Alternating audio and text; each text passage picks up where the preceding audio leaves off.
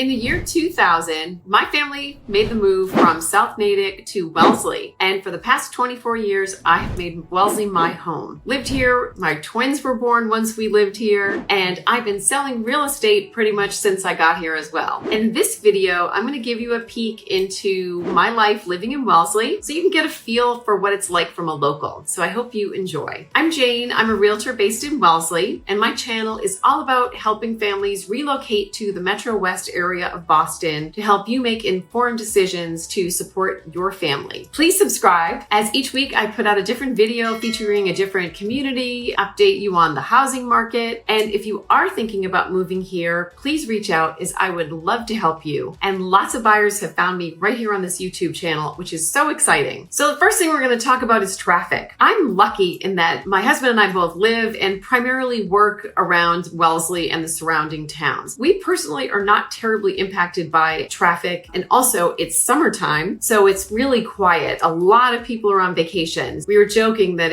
you could be a dog and lie on the sidewalk in downtown Wellesley in front of my office. You can get a parking space to run and do your errands. Past Labor Day, when school starts, it's a different story. It can be a lot busier around town. If you're running to go to the middle school or one of the elementary schools to pick up your kids, you're going to see some traffic. If you were going to Boston, right now I just pulled it up on my phone. It was 25 minutes mid-afternoon to get to downtown Boston if I drove. If you were going to go during rush hour, absolutely going to take you much closer to an hour. There are other ways to get to downtown Boston that's super easy from Wellesley. There are 3 commuter rail stations, and one of them is really close to my house. So if we're going to a Red Sox game, for example, we'll just cross the street, cross Washington Street, and hop on the commuter rail. It drops you off right at Fenway. It's a really easy way to get in town. If we're heading out of town for the weekend or a vacation, we tend to either go to the Cape, which is Cape Cod, or Vermont. We have a house in Quechee, Vermont, which is 2 hours and 15 minutes, but we definitely try not to leave on Friday afternoon because you will get stuck in traffic on Route 95. And the same is true for going to the Cape. We like to go to Falmouth, which is pretty close to the bridge. Again, there's 2 bridges that take you from the mainland of Massachusetts to the Cape. So traffic typically backs up there quite a bit on Friday afternoons. So that's something to keep in mind. If we're getting together with our friends, one of our favorite spots to go in Wellesley is Paparazzi. It's a really nice Italian restaurant that's really dependable. They have a great bar area. They have an outdoor patio. They have a private room where we hosted my dad's 90th birthday party a couple years ago. And it's a nice place to go and gather. It's dependable, great service, real friendly. So that's one of our favorite spots if we're trying to keep it local. If I'm meeting a friend for coffee, 2 of my favorite places are either Cafe Nero, which again is walking distance to my house. It's right by the commuter rail station, and it's actually in the old Wellesley Hills train station. It is one of my favorite buildings in Wellesley as it's historic and beautiful and has the original hardwood floors and really charming. They have a nice electric fireplace, and one of my daughters did almost all of her homework in there all through high school and when she was home visiting from college. So it has a great vibe for studying or meeting a friend. There's another great place to meet for coffee,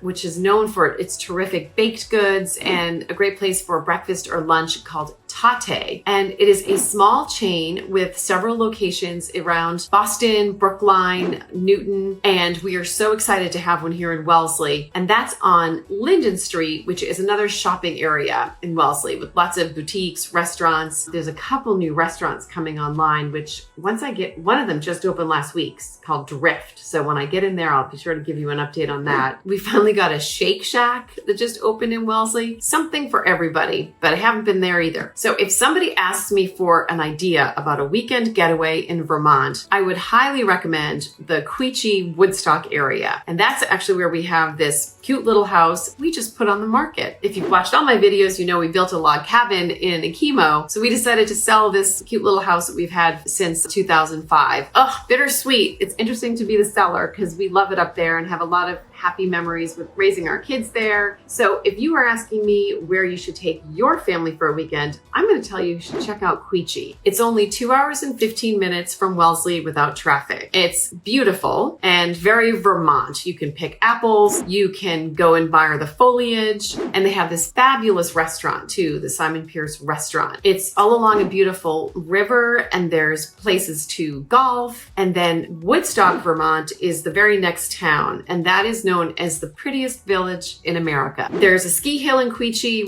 where our kids learned to ski when they were little. And then the Queechee Woodstock area is on the way to Killington, which is one of the best ski resorts in Vermont. And that is challenging with lots of trails. And of course, there's other ski resorts too, but that just happens to be my family's favorite. If you ask me where to go south to go to the Cape, for example, I would recommend Falmouth. So we go to stay in Falmouth, which is the southern part of the Cape and pretty close to the bridge. So once you're over the bridge, it's only about 20 minutes. We love Falmouth. It has great beaches. It has a pretty big downtown. And we have a friend with a boat who lives in nearby Dartmouth, Mass. And sometimes he motors over in his boat and to Falmouth, he picks us up and we take a ride over to Edgartown or Oak Bluffs on Martha's Vineyard. So we'd love to do that. That's one. We have a couple of favorite places we stop for a drink overlooking the water. If our friend is not available, we've even been known to do that on the Island Queen ferry, which is a ferry that goes from Falmouth to Oak Bluffs in Martha's Vineyard, which takes about 30 minutes. And once you get over there, we usually either rent bikes or there's even a bus, and you can travel around the island, which is totally manageable. And each of the towns has a totally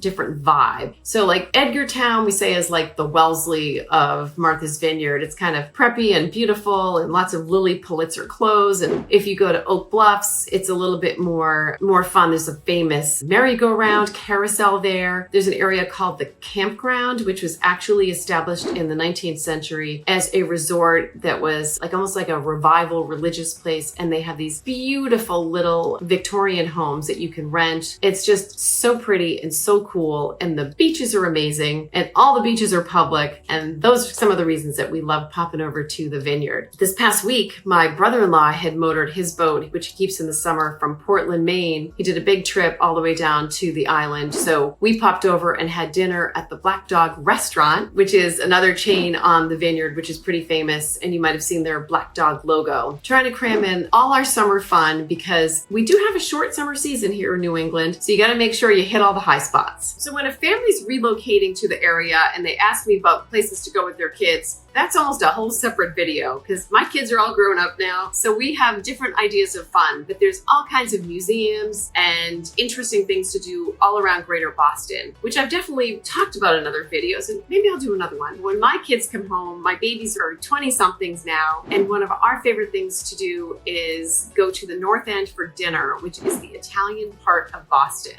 It's a really fun place to stroll around. There's lots of festivals, lots of great Italian food, and it's easy to do and great on a summer evening. It's fun all year round, actually. My son just came home. He's 100% remote. So he spent over a week with us. He got to go to the Cape with us and worked out of our house. And one of the things he likes to do is do some of the hikes that we did when he was younger. One of our favorite places is Elm Bank, which is on the Wellesey Natick border, which is actually the headquarters of the Mass Horticultural Society. So they have these amazing gardens and flowers. They actually have these big soccer fields where kids from Wellesley and surrounding towns, we lease them to play soccer. It's along the Charles River. There's so much accessibility to so many great open spaces, hiking spaces. Sometimes we'll go climb up Blue Hill, which is in Canton, Mass. You can almost ski down in the winter if we get good snow, but nice for a day hike. And it's a great place they have a little nature place, which is an Audubon place, which has some animals there. All of these things are very manageable from Wellesley for an afternoon out. Now, real estate, of course, is a big part of my life as my clients become friends and my friends become clients. My husband's a general contractor, so we're always talking about houses around our dinner table. Friends are always asking us socially, what do we think about this? Or what can we do about this? Or if they're considering a renovation, they'll often invite us over for dinner to pick our brains.